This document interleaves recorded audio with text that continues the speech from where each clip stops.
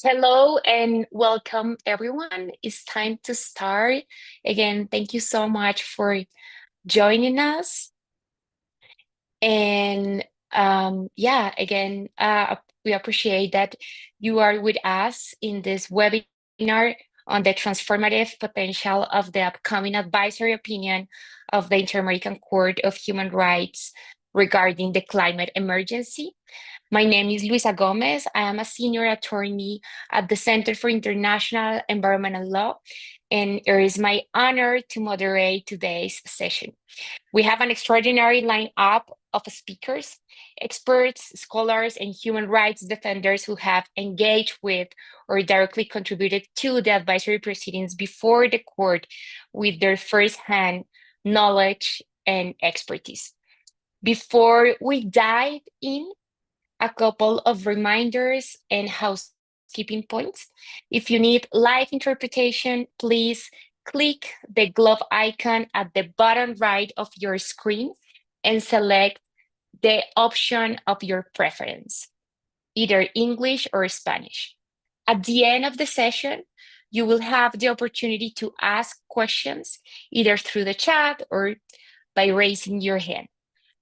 Before starting our conversation with the panelists, I would like to provide some context of the origins of this advisory opinion, its scope, and what is important for Latin America, the Caribbean, and actually the world.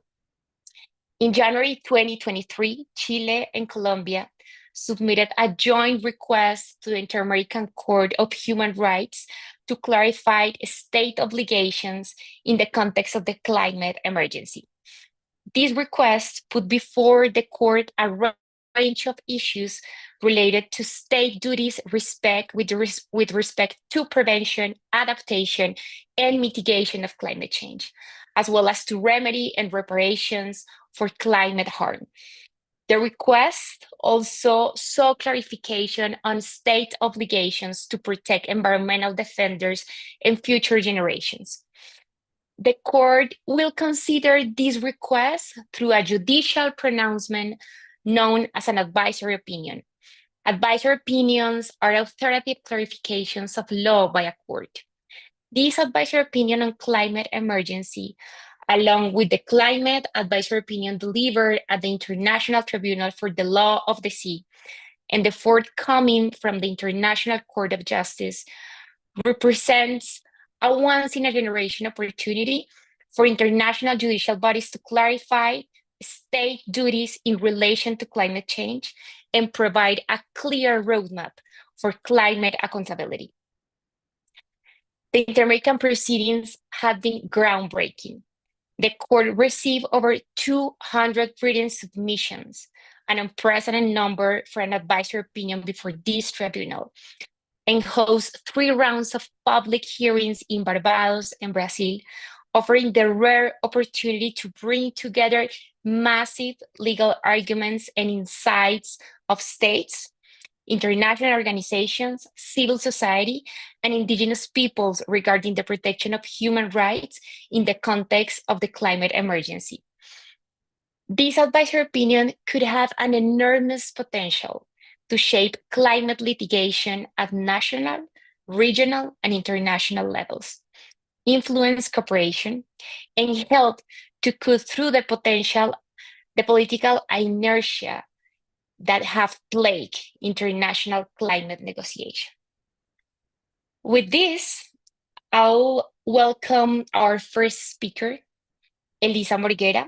She is a distinguished professor of global environmental law at the University of Strathclyde, Glasgow, UK, and adjunct professor at the University of Eastern Finland. She has previously worked with the United Nations Food and Agriculture Organization in Italy and the UN Development Program in Barbados. From 2019 to 2024, Elisa directed the One Ocean Hub, a global North-South research collaboration on human rights and the ocean. Currently, she serves as the UN Special Rapporteur on climate change. Elisa, it is a pleasure to have you with us, and I would like to warm up the conversation with a couple of questions. My first question is on the scope of this advisory opinion. The Inter-American Court of Human Rights has the chance to address a wide range of root causes of climate change and its interconnections to climate action from a human rights perspective. What do you see as the opportunities and challenges in this endeavor? And my second question will be about the global relevance of this advisory opinion. To what extent could the court rely on international law in addition to the inter-American law and jurisprudence? And if I can reverse the reasoning, to what extent would it be possible for other regional and international courts to rely on the conclusions of the Inter-American Advisory Opinion? Elisa, the floor is yours for the next 10, 11 minutes. So please. Thank you so much, Luisa, and thank you so much to all the organizers for bringing us together for this really important reflection now that we know the countdown is on for us to hear from the Inter-American Court on this historic opportunity to clarify the international obligations of states on the climate crisis and on climate justice. So on your first question about the scope and in a way the reach that the advisory opinion of the Inter-American Court could have, it is important to kind of recall the very long and detailed list of questions that were posed to the court with a view to clarify in almost every aspect of the interaction between human rights and climate action. And I think that list of questions, for how much it might have been quite maybe challenging for the court, was really important in that often it is in the details of the very specific human rights impacts and violations in climate action across the board that we find insights for transformational change. And in particular, just in my own work as well, since started the mandate in May of last year and having contributed to some extent to the Inter-American process with the One Ocean Hub, also in collaboration with Alana, who's also on the panel. Really looking, for instance, at that question of access to information on climate change and human rights, which is a precondition for exercising and protecting all our human rights in the context of climate change, and yet has been a question that hasn't still to this day received enough attention, even in the context of seeking more and more access to justice and remedies for climate change impacts. And of course, last year, my second report to the UN General Assembly made a contribution on this topic with very incredibly helpful submissions from many colleagues in civil society, including among the organizers of this panel. But I think also the experience of the oral hearings, particularly the ones in Barbados, where I had the privilege of being observing, I think they raised so many facets of those interactions between climate change and human rights, many of which haven't found yet full clarification, including, for instance, questions about the legitimacy of carbon markets as a mitigation measure, as opposed to, for instance, the continued dragging feet of states in relation to the phase out of fossil fuels, very deep questions about climate finance, including very, I think, powerful analysis of the compounding impacts on that, particularly in Latin America and the Caribbean, but very much a question of great global relevance, as well as more specific questions around climate technologies, in particular geoengineering. And well before we had the advisory opinion from the International Tribunal for the Law of the Sea, very important questions on ocean climate action. So in a way, the court has an opportunity to really address all of these questions, and I think it will be important to leave no question behind. But at the same time, I think what will be even more transformative would be for the court to look at what these questions and the answers to all these questions point in terms of the structural changes that are needed and that are a matter of human rights law obligations to really understand that not only lack of ambitious climate action and maybe political inertia, but maybe even climate obstruction. There's certainly certain sectors of our economies, but perhaps even certain states have been responsible for. And whether those intentional action should be looked in terms of an underlying obligation to deeply transform our economic models and prioritize a tackling of economic inequalities and extractivism, and maybe even calling out any approach to climate action that is in fact a neocolonial approach that supports those economic models and tries to continue in that very harmful direction that has brought us not only into a climate crisis, but in fact multiple planetary crises. So I'm hoping that the Inter-American Core will be able to take that zooming in into the specific questions, but also zooming out, really understanding the underlying systemic causes that very much have to do with economic models and with long-standing deeply discriminatory practices between global North and global South. In terms of global relevance, again, there's two possible ways to look at it. In previous case law, the Inter-American Court has often been quite explicit about interpreting the American Convention and the overall inter-American human rights system, also in the light of specific international human rights treaties and guidance. We can expect maybe the court to rely on some of the earlier guidance the other UN special rapporteurs had developed in this matter. And I just would like to recall how I think 4 special rapporteurs had contributed to the written and oral phase of the proceedings, but equally potentially also looking at some of the latest reports that had been produced by UN special rapporteurs. And Lisa, of course, excuse me, I may interrupt you. Could you please speak a little bit slower yes, for our sorry. interpreters and for our Spanish speaker audience? Thank you so My much, Lisa. apologies. And how am I doing with time? You are doing well. You are doing well. All right. Sorry about that. So in terms of global relevance, on the one hand, the Inter-American Court itself could be very explicit about interpreting the American Convention on Human Rights and the broader inter-American human rights system, also in the light and in synergy with international, and let's call them global human rights treaties, as well as guidance that maybe has been developed by UN special rapporteurs on human rights. So many special rapporteurs have addressed climate change issues in their work, including beyond the environment mandates. And I think this will be really important contributions in looking at intersectionality in the context of climate justice, but also really looking at those questions that were brought to the court in terms of general international law, the jus cogens nature of the self-determination and how this is being clearly very negatively impacted by climate change and climate inaction, the question of consequences of breaches of international law and how that speaks to human rights remedies.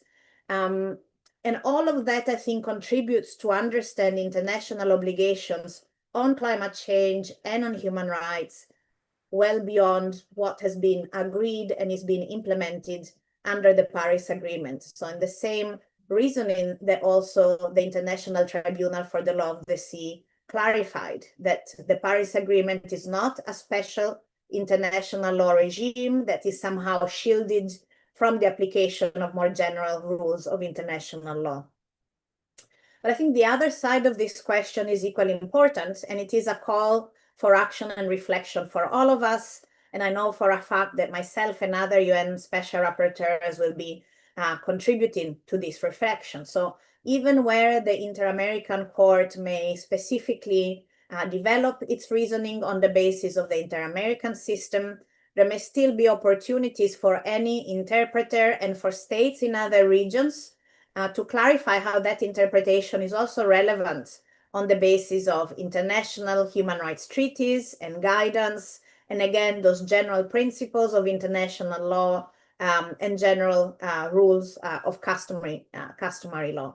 And I'm thinking in particular, again, about the role of self-determination, consequences for violation of international law, and particularly that understanding of the relations, fair relations between global North and global South, and how we are experiencing human rights impacts of climate change in very disproportionate ways, but ways that are now fully foreseeable because of the experience of catastrophic repeated climate events in some regions of the world, such as the Caribbean, the Pacific, many countries in Latin America, Africa, and Asia.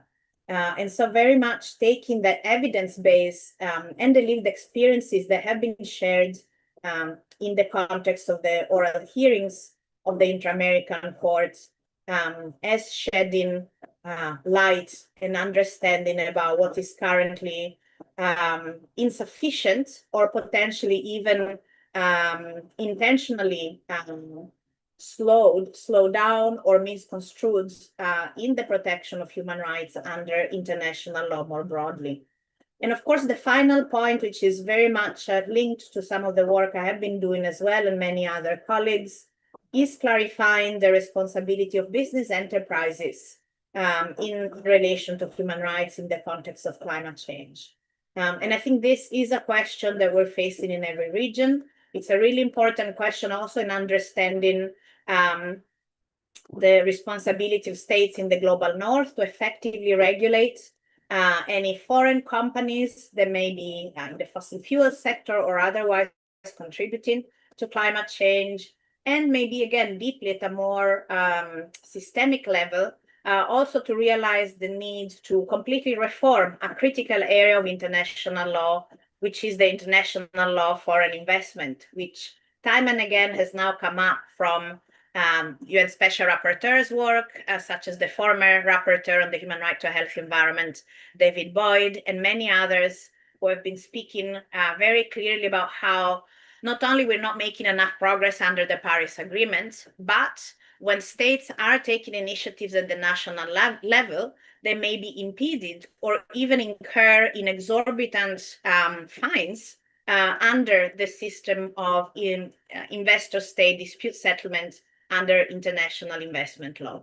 So in conclusion, I think there's, well, we put a lot of work for the Inter-American Court to contribute, I think, to humanity's search for climate justice in terms of human rights law. And equally, I think all of us should be ready to do as much work as we can to raise awareness about the advisory opinion and reflect about its importance for humanity, present and future generations, and in terms of law for its more global or interregional relevance, so that all of us can then clarify how we can support its implementation. And that implementation may occur in a variety of fora, not just under the Paris Agreement, but perhaps under ongoing international negotiations on plastics, on tax, on business and human rights.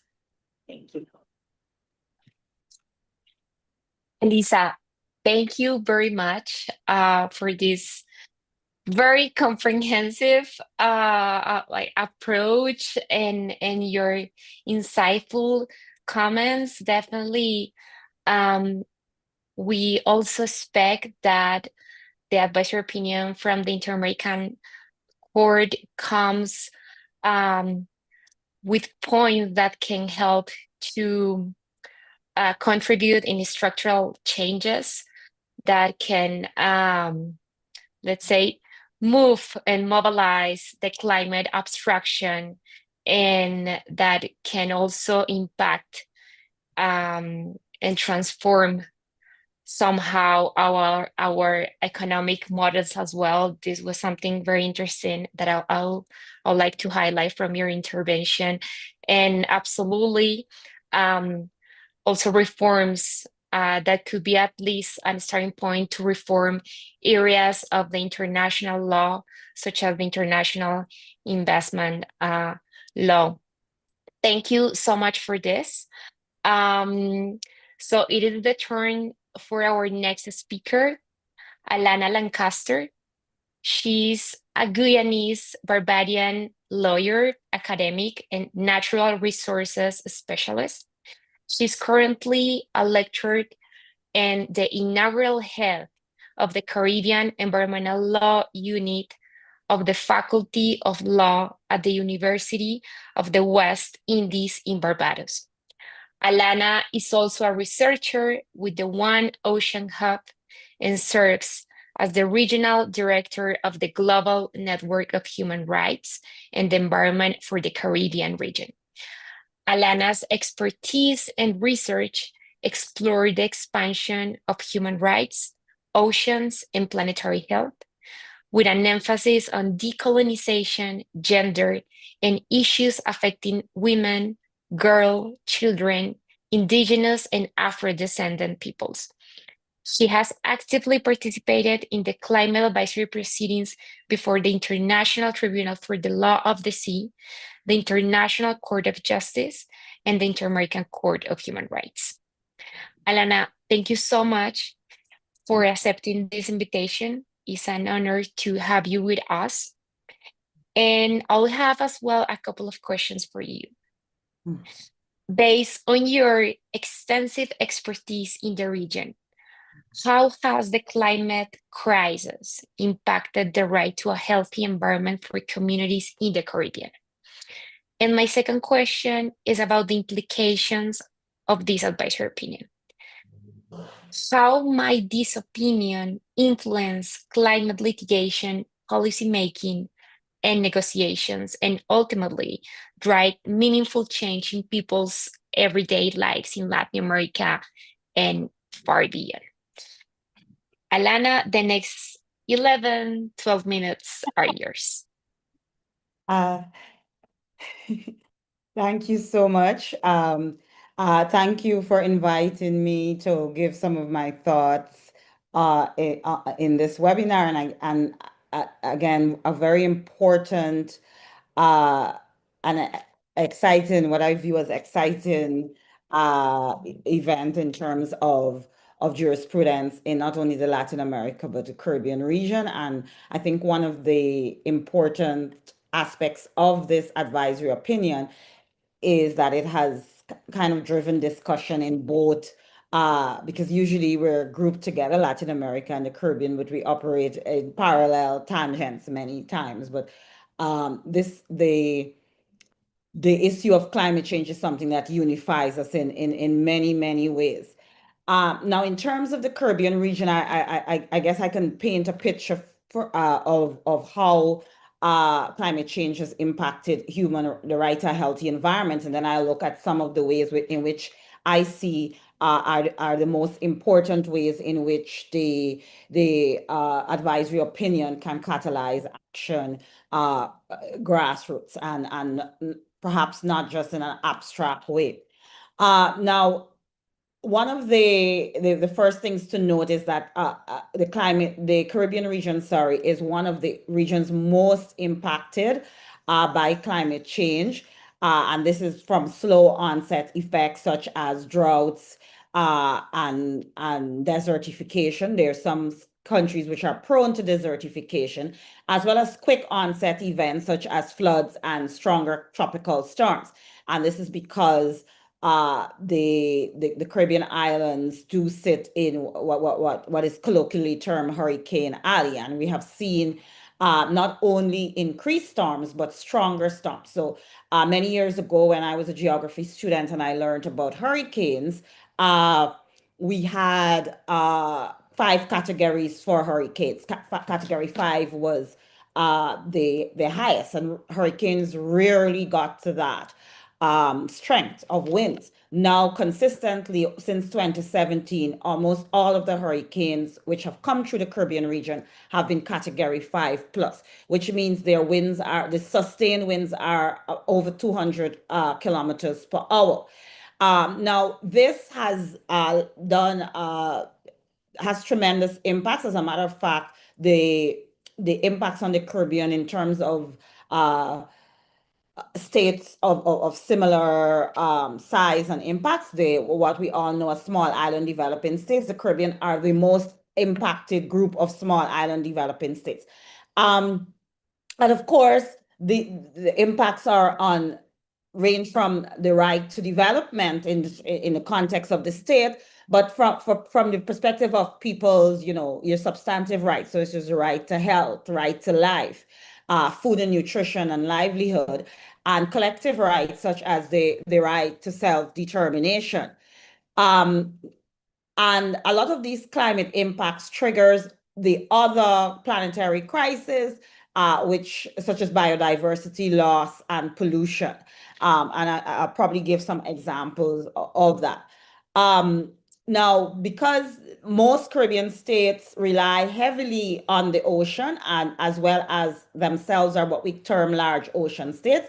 So with few exceptions, most Caribbean islands or states, because some are mainland states, have more exclusive economic zones than they have landmass. So I live in Barbados. Barbados's exclusive economic zone is about 433 times its 166 square miles. So we're talking about a tremendous resource, which is both a tremendous ally in the impact on climate change, in addressing climate change, but also the impacts of climate change on ocean and coastal marine ecosystems is in turn impacting the economies and, of course, the rights of many people. So, for example, fisheries, which is one of the two main economic drivers in the region, the other being tourism. So fisheries, reefs, mangroves, seagrass beds are being impacted by climate change, which in turn now impacts the types of fisheries, the quantum of fisheries. And of course, that then feeds back to things like food and nutrition, because it's fish and seafood is a form of readily available protein. In terms of other impacts, so we have tourism, which is the main industry, one of the main industries, and the Caribbean is the region most heavily reliant on tourism. Storms and these events really disrupt this idyllic picture of that people think of when they want to come and visit the Caribbean. And often in efforts to build back, governments build back more and more resorts. And one of the things they do is destroy coastal and marine ecosystems to do so. So it sets off a negative feedback chain. There's also great interconnectedness between the land and sea, something we call the ridge to reef approach. And as we get things like desertification and droughts, we find the increased use of agrochemicals and including plastics. This then washes down into the marine environment and bioaccumulate and biomagnify into megafauna such as fish.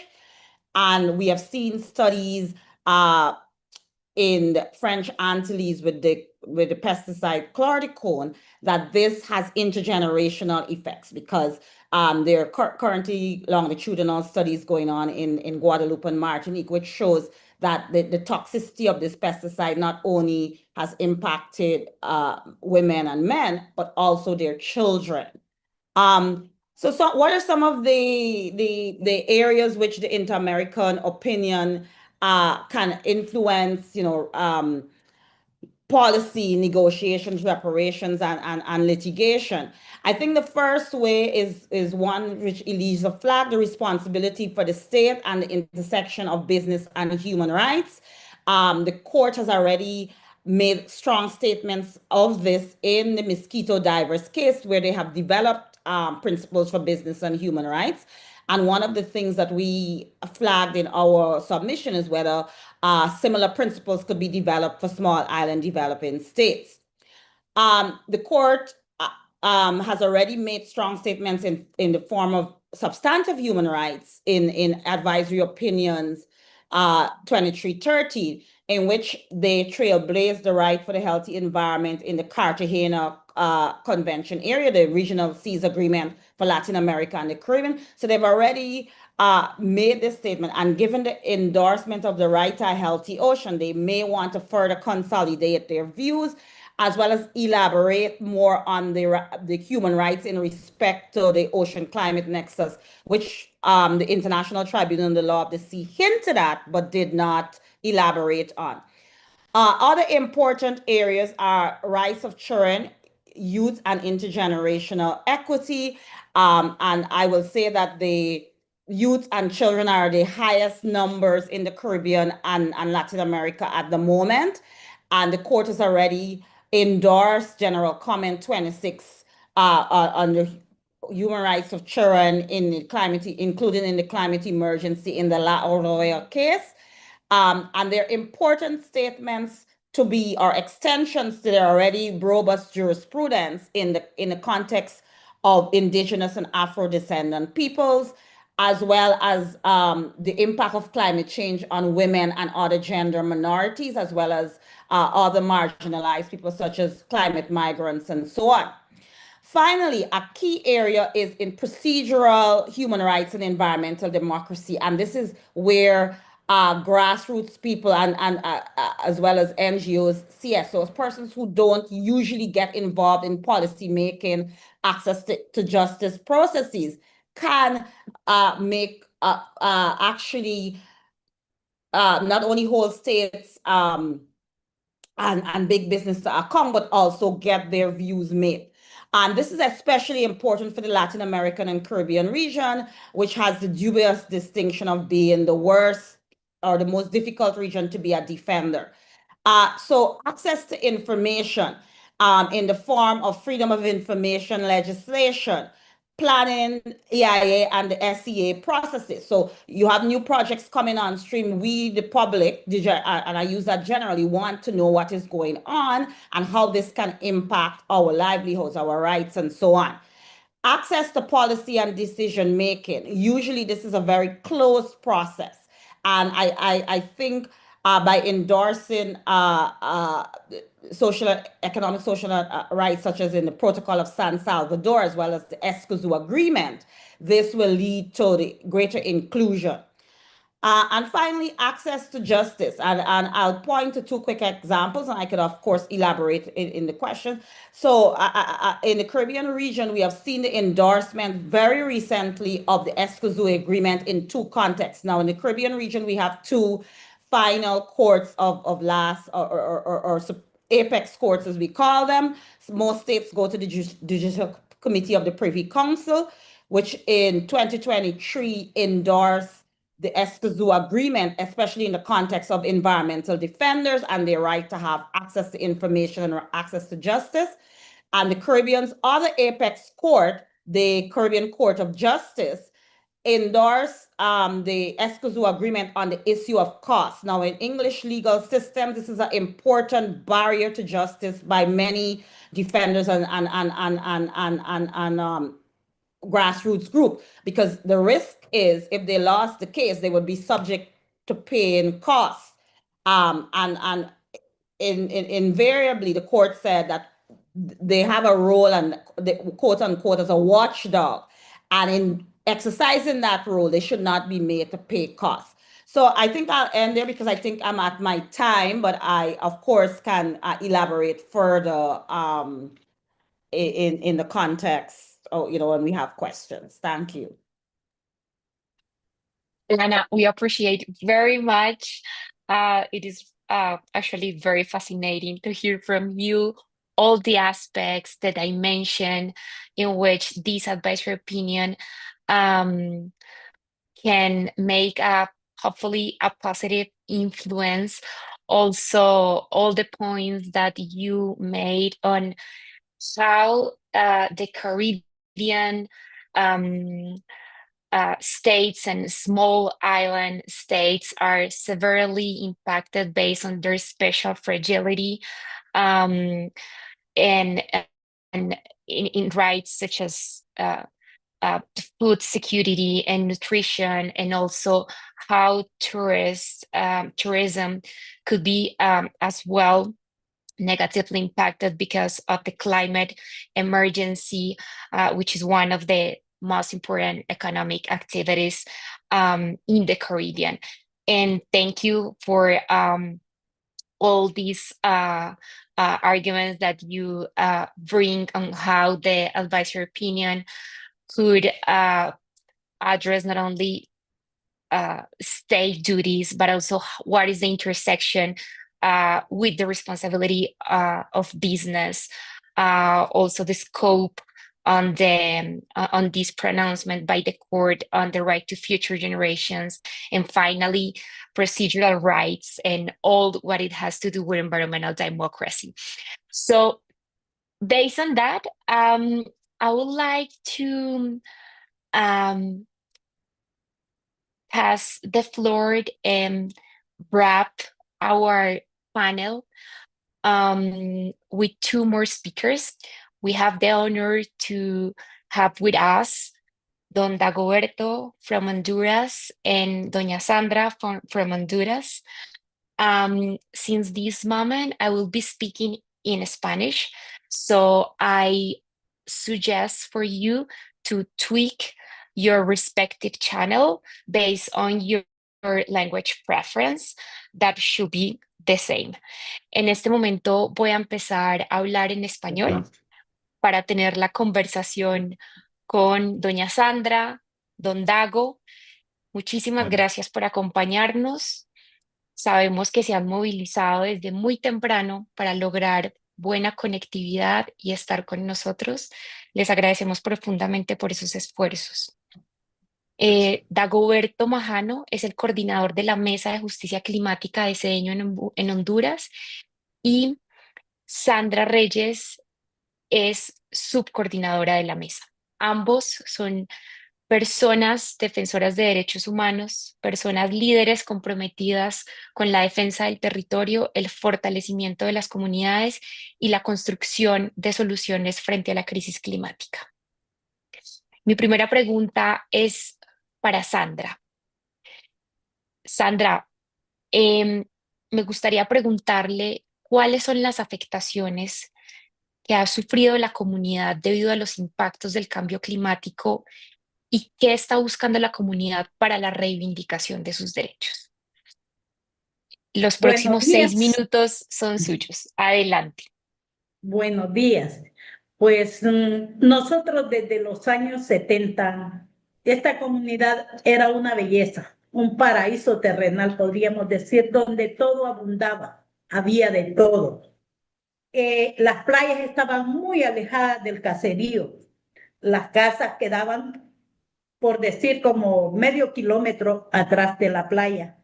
Y luego estaba la playa, donde había muy poco turismo porque las calles no tenían buenas condiciones, pero estábamos ahí.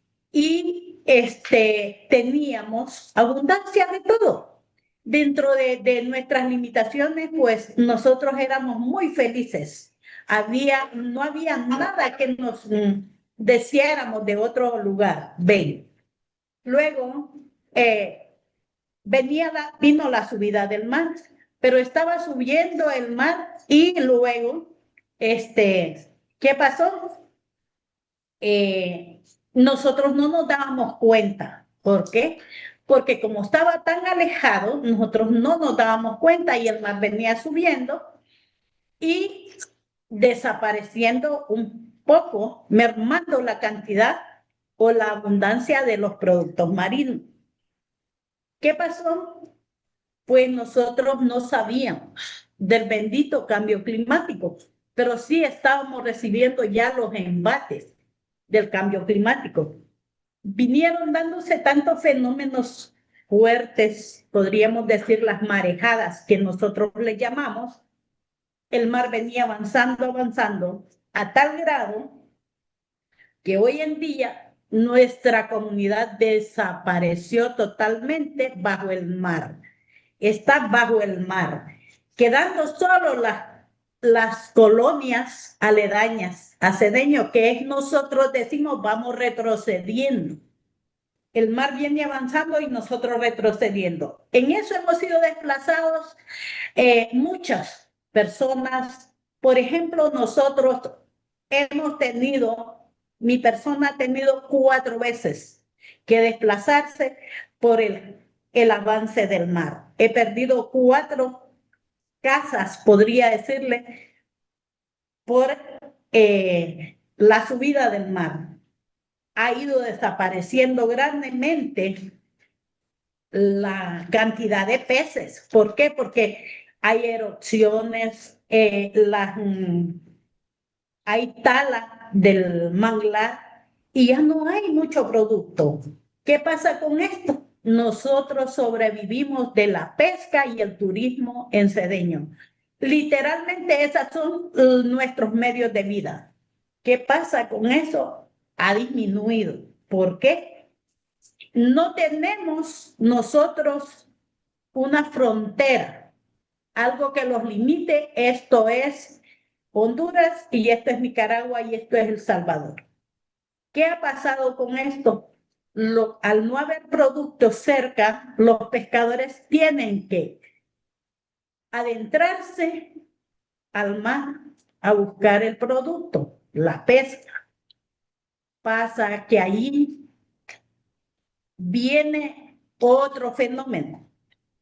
Vienen los nicaragüenses y los salvadoreños y les dan grandes persecuciones, donde nosotros decimos, y en momentos que hemos estado, nosotros decimos esto se parece a las películas que hemos visto de Rápidos y Furiosos. ¿Por qué?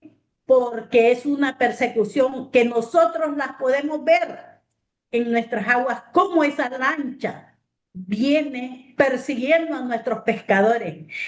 En algunos momentos han sido atropellados de tal manera que les han tirado la lancha encima a la otra lancha de los pescadores, que han habido muertos, han habido personas afectadas que han quedado mutilados. Entonces, ¿qué pasa con esto? Nosotros no tenemos una frontera, no tenemos salida del Golfo al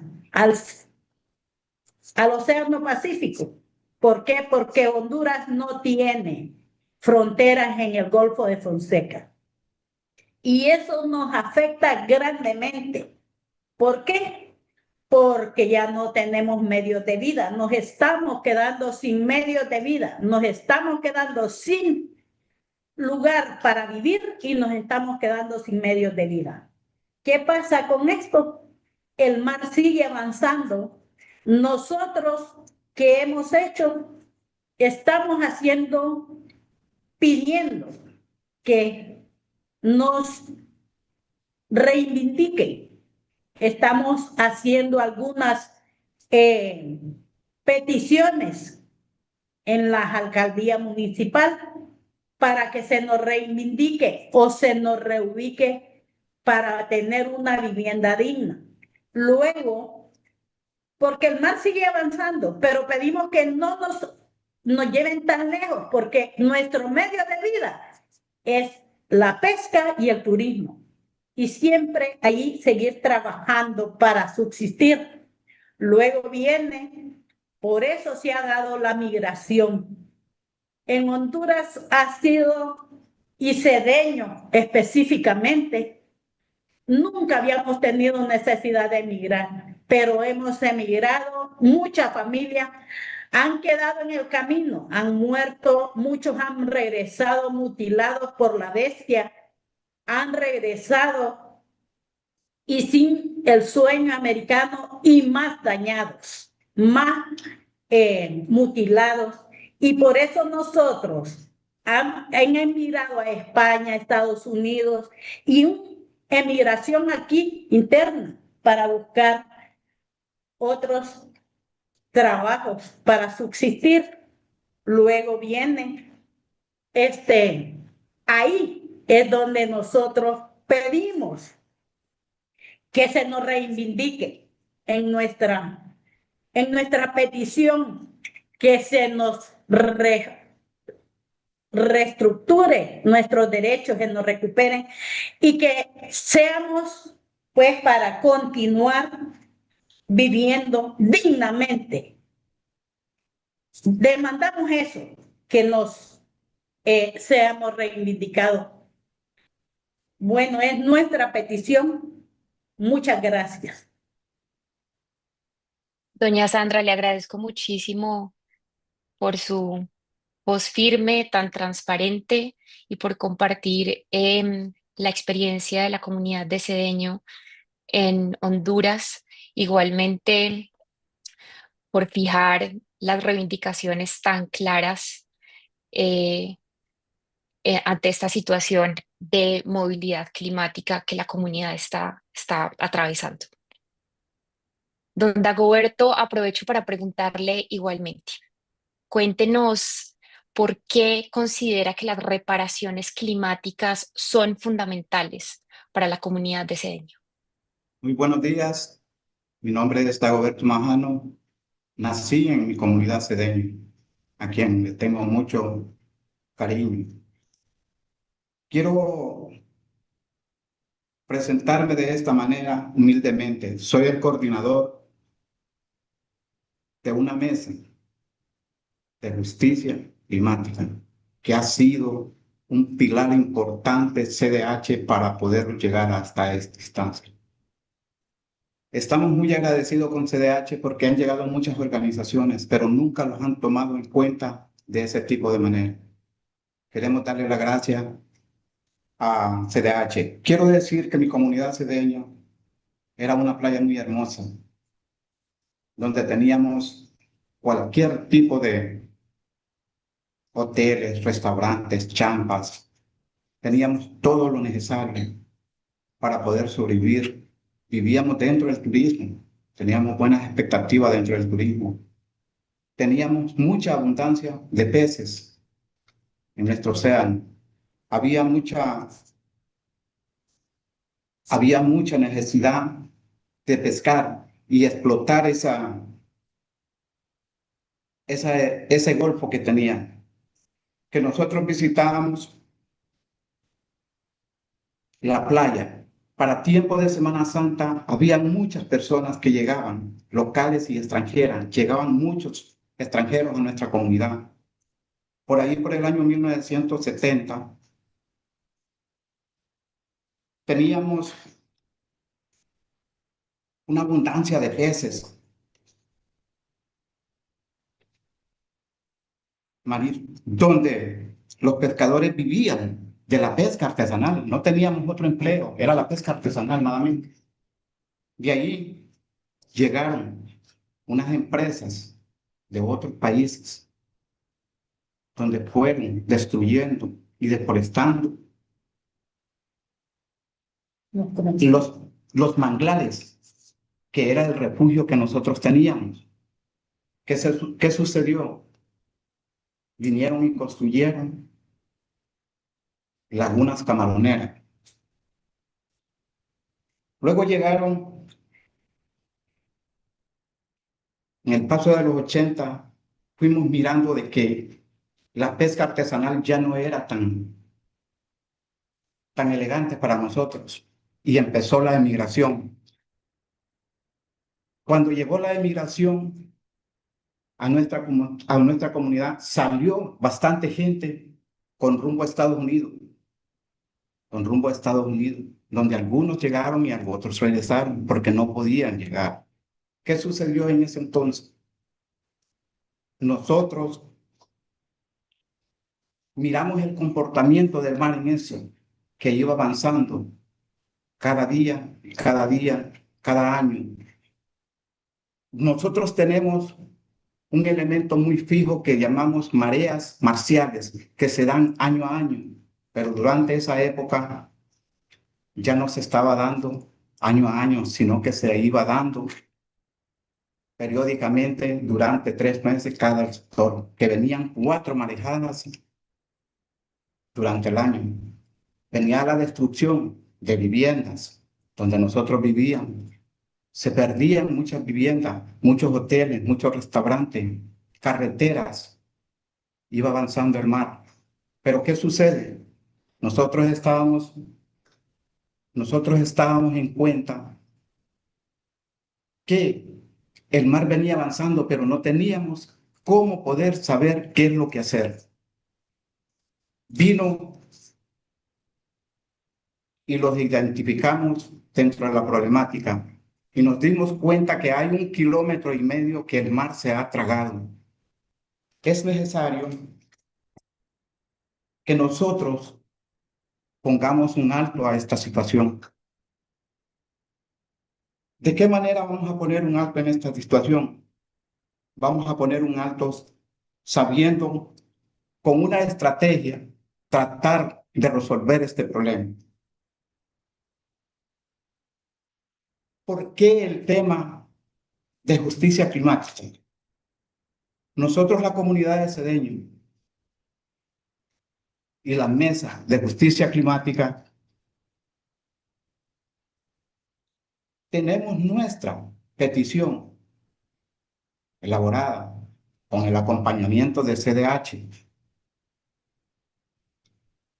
la incidencia de los gobiernos locales y los gobiernos de nuestra Honduras a nivel internacional,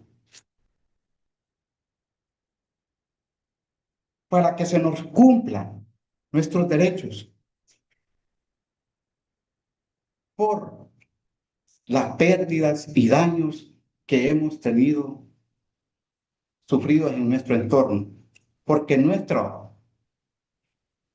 reparación tiene que ser íntegra, de una manera íntegra. ¿Por qué hablamos del tema de reubicación? Hablamos del tema de reubicación porque ya no podemos vivir donde estamos. Necesitamos vivienda digna, necesitamos salud, necesitamos educación, necesitamos otros proyectos alternos y queremos que vivamos siempre en nuestra comunidad para siempre poder saber hacer lo que sabemos hacer, que es la pesca artesanal en el Golfo de Fonseca. Necesitamos que nos den una parte del turismo y podamos terminar siendo nuevamente los pescadores de la costa. Con esto termino y muchas gracias. Muchísimas gracias, don Dagoberto. Muchísimas gracias, doña Sandra, por compartir cómo los efectos de la emergencia climática tienen una cristalización y una materialización en los territorios, en la vida de las personas, en el impacto tan negativo en los cambios de los proyectos de vida de las comunidades, de las formas de vivir y de habitar los territorios. Em, Igualmente también por poner de relieve de qué hablamos cuando hablamos de reparaciones climáticas. Hablamos de una rehabilitación completa de derechos individuales, colectivos. Hablamos no solamente, como ustedes lo mencionan, de una reubicación, pero también qué significa esa reubicación para los medios productivos y económicos de la comunidad, que esto pueda garantizar su derecho al trabajo, su derecho a la vivienda, el derecho a la educación igualmente. Con esto quiero notar que ya tenemos unos últimos 5 minutos para poder cerrar nuestro webinar. Muchas personas han hecho preguntas a través del chat, a través de la caja de preguntas y respuestas, y agradezco muchísimo a nuestros panelistas, especialmente a Lana, que has tomado varias preguntas de estas y has logrado responderlas. Solamente tengo una pregunta que me gustaría hacerle a Elisa, que nos hicieron después de su intervención.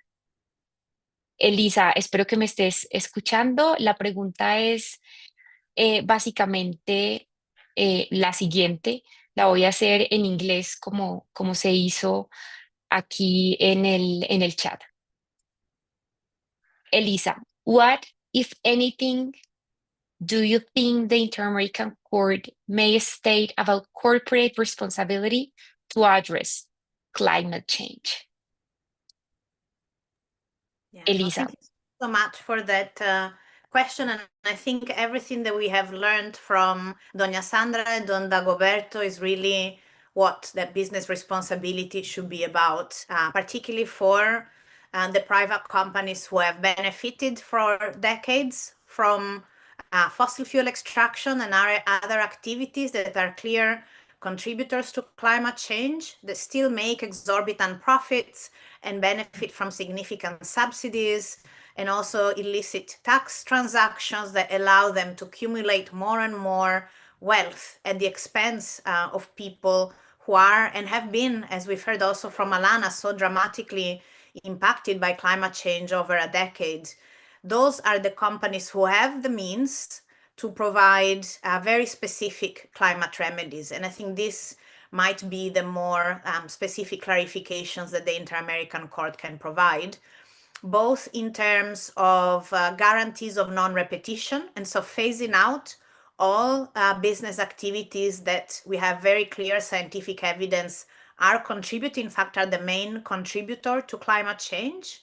But secondly, compensation, and that can be financial compensation to ensure that we have, and public authorities and communities have access to the financial resources to explore what opportunities for a dignified life they wish for themselves in the context of what has changed in their environment, in their cultures, in their relationships with nature and with one another.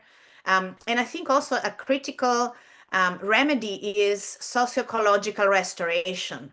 And again, this is an area where companies should provide funding for then communities themselves to lead together with maybe local authorities, other business entities who are maybe involved in the reconstruction. And I think Alana explained so well what the risks are and are already being some of the additional harm that can happen in reconstruction in terms of further damage to biodiversity, further toxic pollution that will make it even harder for communities and individuals who have already been bearing the brunt of climate change impacts to reimagine a dignified life for themselves. So I think in a nutshell, it's really important that the Inter-American Court takes this opportunity to be very, very specific about business responsibility to respect the human right to remedies, effective remedies in the context of climate change, taking into account both the economics, the profits that have been made and the continued economic advantages that those companies are benefiting from. And on the other hand, I think something else that we've been hinting at, but maybe it's worth explicit mention, which is all the decades of climate disinformation, climate obstruction, attacks to environmental human rights defenders, climate scientists, legal allies to communities seeking climate remedies and meaningful climate action. So we have plenty of evidence to justify a very clear and substantial contribution by the business sector, both those who have contributed and caused climate change, as well as those that have taken harmful action in the context of reconstruction to bear the costs of those climate remedies that we are being asked for. And creating the space, the information, safe space for decisions and consultations within communities to make their own choices about what a dignified life in the context of climate change may be. Muchas gracias, Elisa. Y tengo una última pregunta para Sandra y para Dagoberto. Como tenemos que cerrar, ojalá tan puntuales como seamos posibles por las razones de la interpretación, le agradezco a Sandra y a Dagoberto si pueden tomar un par de minutos para responder lo siguiente. Preguntan en el chat si han recibido apoyo de gobiernos locales y nacionales para contrarrestar las principales causas del cambio climático. Les agradezco ser sucintos. Muchas gracias. Buenos días de nuevo. No hemos recibido ningún apoyo de ninguna manera, ni de parte de las autoridades municipales ni gubernamentales. No hemos recibido. Muchísimas gracias, doña Sandra. Don Dago, no sé si quiere complementar rápidamente. Sí, muy buenos días nuevamente. Por eso en mi intervención yo fui claro y dije que CDH ha sido, como se llama, el único acción que hemos tenido de frente, incluso dejándolas, como se llama, las autoridades que lo gobiernan a nosotros, no hemos tenido ninguna respuesta. Y por eso CDH siempre lo vamos a mencionar, porque ha sido ese pilar muy importante dentro de la vida de nosotros y la vida de nuestra comunidad. Muchísimas gracias, don Dago. Muchísimas gracias, doña Sandra. También muchas gracias a Elisa, a Ilana y a todos los que nos han acompañado durante esta hora de webinar. Solamente quisiera cerrar con un minuto y es básicamente para enfatizar en que el potencial transformador de esta opinión consultiva lo empezamos a ver desde el mismo momento en que este requerimiento se envió a la Corte Interamericana de Derechos Humanos. Lo vimos durante todos los procedimientos, la participación masiva de sociedad civil, comunidades, pueblos indígenas, pueblos étnicos, fue impresionante durante las audiencias y el material del que tuvo acceso la Corte durante el proceso ha sido profundo, rico y sobre todo enraizado en experiencias directas en el territorio. La Corte tuvo la oportunidad de escuchar directamente las voces de las personas más afectadas por el cambio climático a lo largo y ancho de América Latina y el Caribe. Y sin duda que ese potencial transformador que vimos durante el procedimiento, esperamos que también se vea reflejado en la opinión consultiva, que las conclusiones y los hallazgos que existan y que queden incorporados en esta opinión consultiva sean transformadores y que tengan implicaciones positivas para abordar la crisis climática desde una perspectiva de derechos humanos en el corto, mediano y largo plazo. Muchísimas gracias a todos y todas por acompañarnos. Y que tengan un feliz día, feliz tarde, feliz noche.